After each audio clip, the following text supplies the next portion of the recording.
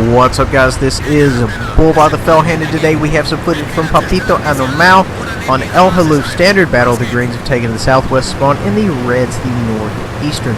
We are in the German Tier 10 E100. Massive, just beast of a tank. This thing is a powerhouse. I used to run mine non-stop. 5,000 battles, check my stats, no kidding.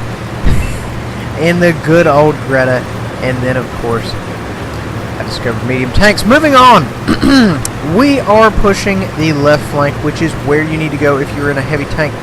This gentleman to our 11 o'clock is like, I've never even seen an E100 up close. Well, buddy, today's your lucky day because you are going to see us sling some hatred. We are going to push this area of contention.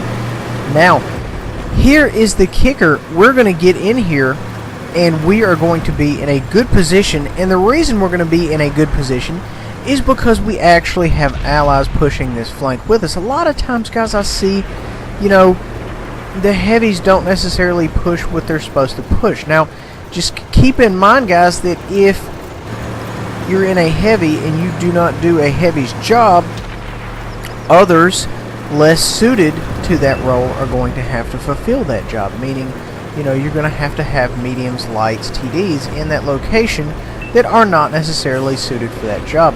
Now, granted, of course, I know there are subclasses. Obviously, you don't want an AMX-50B pushing this location, being on the front line, because he will get melted. But at the same time, you know, needed support. Now, moving on. That being said, we took a round from an E5 here. We were angled up pretty good. The tracks managed to eat it. We're going to try to just pull a little bit of side scrape, kind of peek out here.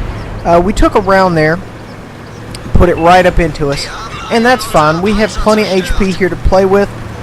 Not really any major threats on the board, aside from the clicker and the two artillery. We're going to just kind of peek up, see if we can't sneak one into it. Sneak one into the bad guys here. We're, you know, making extensive use of the scope here, and that's what I like. You know, when you have such a slow DPM, you know, you need to really make every single shot count. We are taking a little bit of arty fire here, so we have to be very, very aware of that. STI, not really giving up any shots as per se. We are running the standard armor-piercing round, which is going to weigh in at 235 millimeters of penetration on average.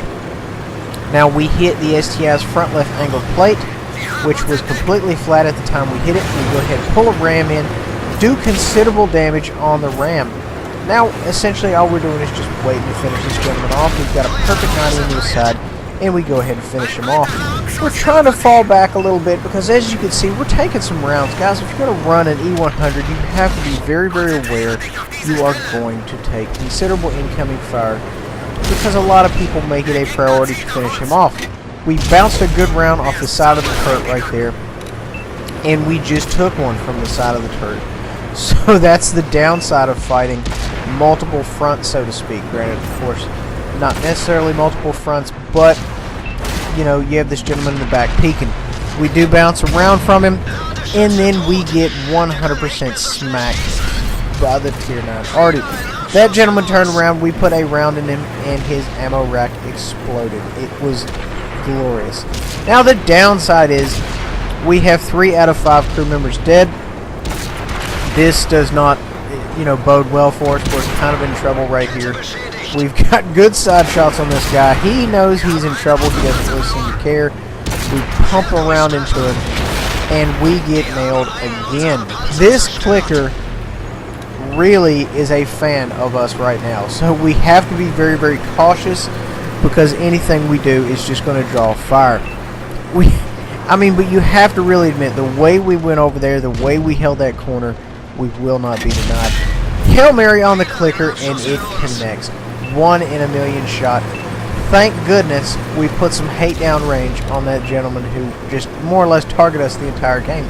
But of course, you know what? We were the biggest threat over there and the slowest. So I would not necessarily expect anything else than that. Now, moving on. This, guys, you know, you've seen this many, many times. This is essentially a race for damage. That's all it is. That's all it boils down to.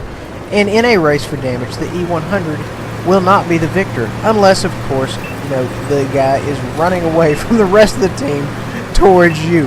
And in this case, it is just simply not so. We had a fantastic game. Papito Animal sent this to me via Bolvar the Fell-Handed on Facebook. You can do the same. 69,000 silver, 5,463 damage, 1630 block, 458 assist.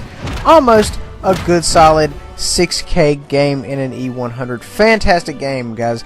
Please remember to like, subscribe, and share.